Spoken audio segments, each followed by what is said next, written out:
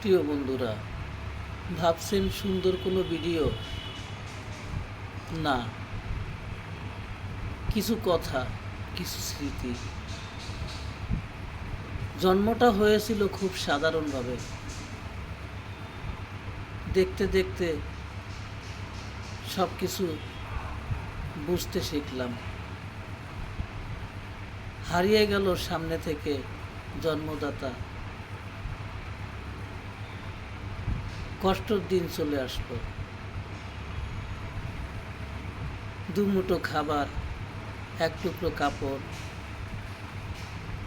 জীবনটা খুব কষ্ট, কিছুই জোটে না। জীবনের সংগ্রামে পথ চলা শুরু করে দিলাম, বেঁচে থাকার তাগিদে। একটা সময় কঠোর পরিশ্রম, হাড় খাটুনি খাটতে শুরু করলাম। দুমুঠো খাবার পেয়ে গেলাম, দু চোখে স্বপ্ন অনেক রং বেরঙের। শুরু হয়ে গেল রঙিন দিন,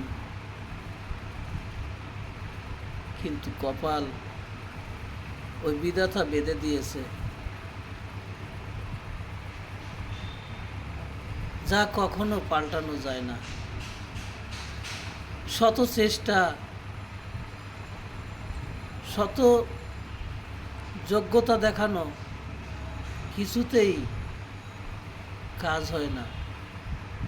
বিধাতা লেখেনি যা, হয় না তা। এত সুন্দর দুনিয়াতে কে না চায় চলে যাব? চলে তো যেতেই হবে।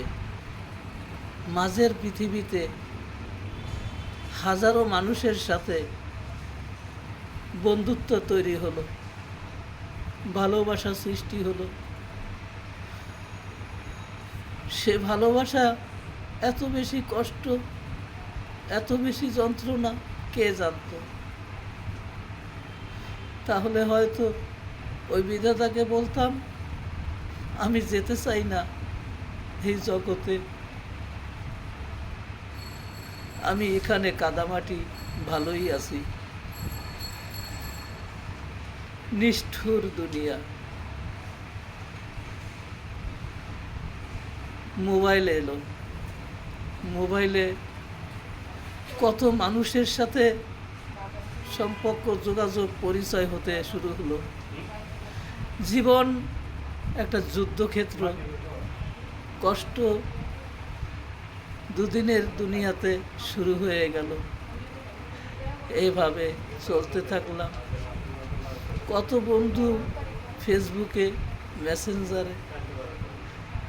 হয়তো এই বন্ধুদের ভিড়ে আমি হারিয়ে যাব। দূরে কোথাও